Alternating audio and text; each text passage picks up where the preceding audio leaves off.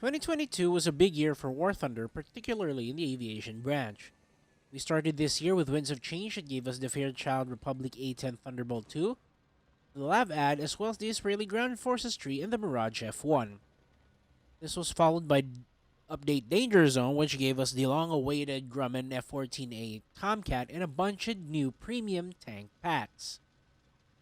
A lesser known but just as significant addition in this upgrade was the Lim 5P for the German tree, which was the Polish name for the MiG-17PF in the German tech tree. The update Drone Age gave us the Sukhoi Su-25 Grok, known as Frogfoot in NATO designation, and the Dassault Mirage 2000 CS5. Britain got the Harrier GR7 as their new top strike fighter. As each nation moved ever closer to the fourth generation, Fire and Ice took a short breather from that trend and introduced the Finnish air and ground subtree to Sweden. The Q5L for China was likewise introduced. Then, after much anticipation and a really late trailer release, maybe around 3 hours later than usual, update Apex Predators was announced.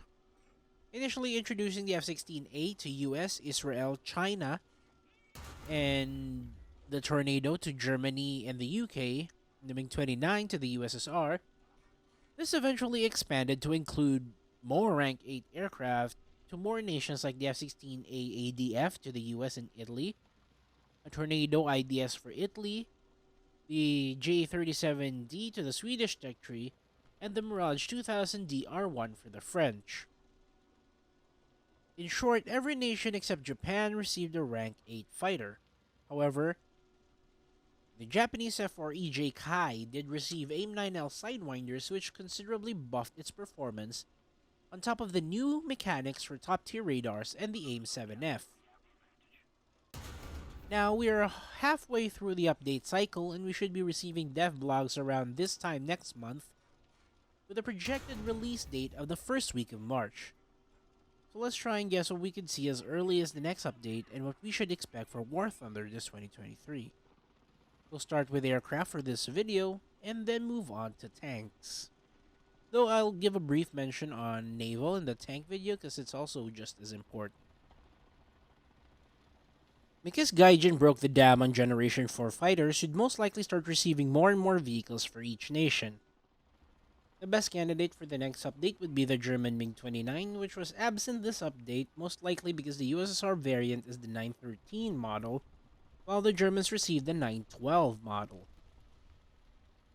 Another possible candidate for the next update is a tech tree variant of the A6 Intruder, perhaps the A6E Swift, but the AGM-88 would have to be added later, as they did say suppression of enemy air defenses are definitely being worked on.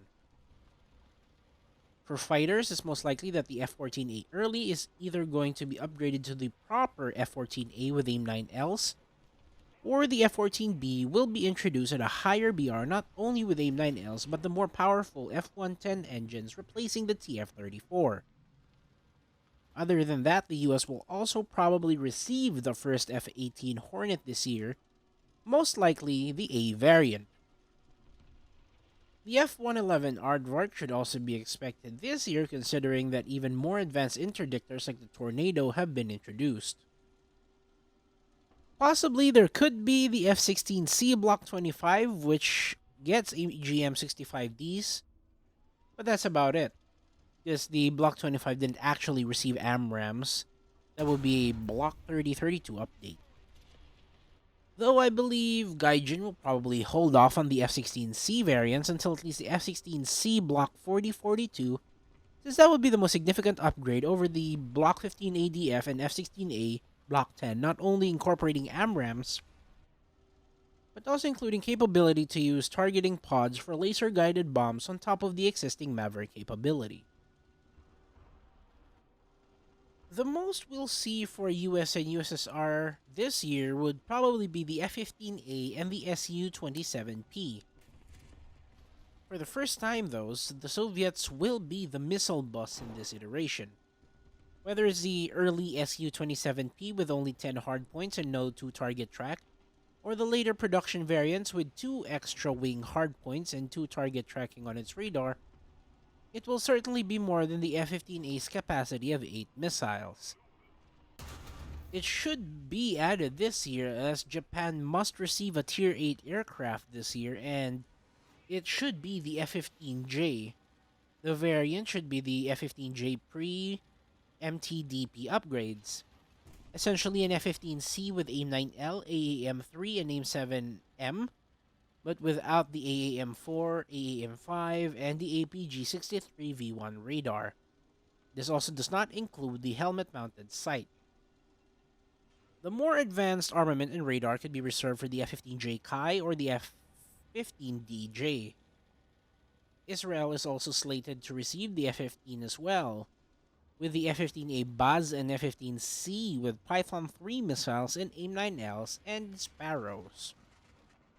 Though I suspect the variant to be used in the F-15A and Cs, including the American F-15s and Japanese ones, would be the AIM-7P Sparrow, the final variant of the AIM-7 Sparrow that included a more powerful seeker and data link so it could stay in the air like an R-27 should lock be broken. Between the AIM-7F and AIM-7P, however, the rocket motor and flight surfaces were not improved, thus retaining the flight characteristics of the AIM-7F from that point on. So the R-27ER will always be faster than the AIM-7s.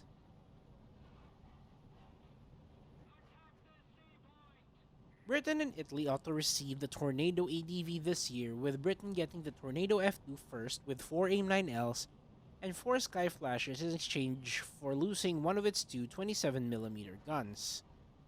At this point, we should get better Sparrows that were upgraded specifically for Tornado integration.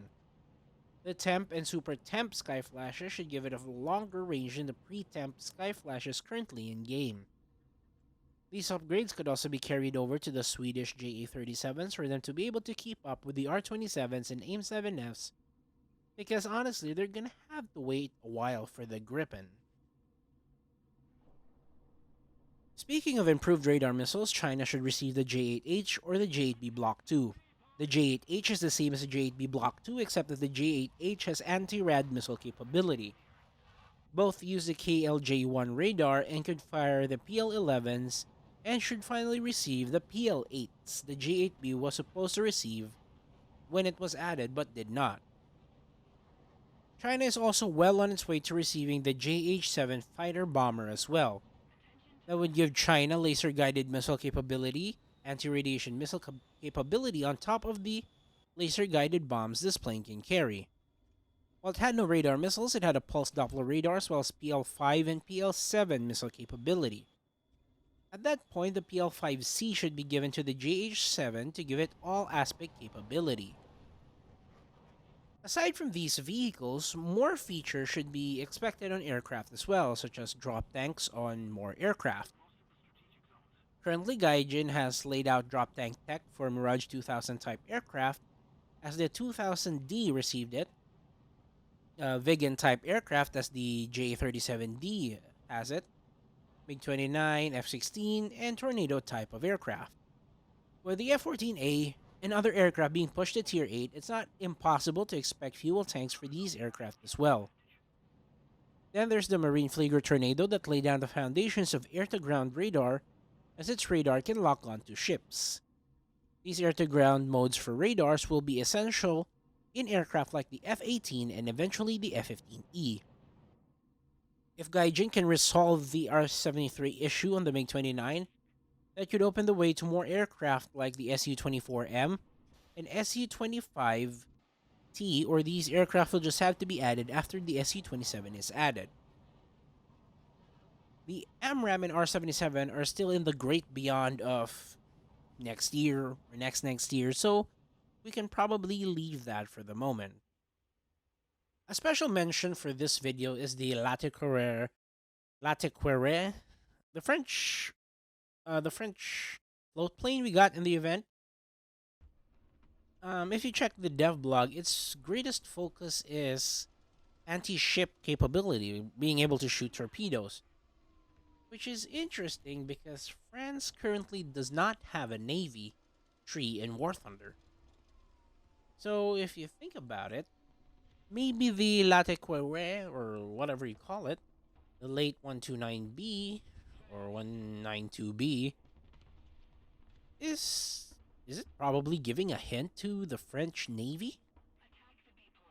But, you know, maybe I'm just being schizo, or, you know, but it's something to think about. So, what do you think will come this year in aviation for War Thunder? Stay tuned for the tank video coming up real soon. This is the Dr. MD. Thank you for watching, and as always, Godspeed.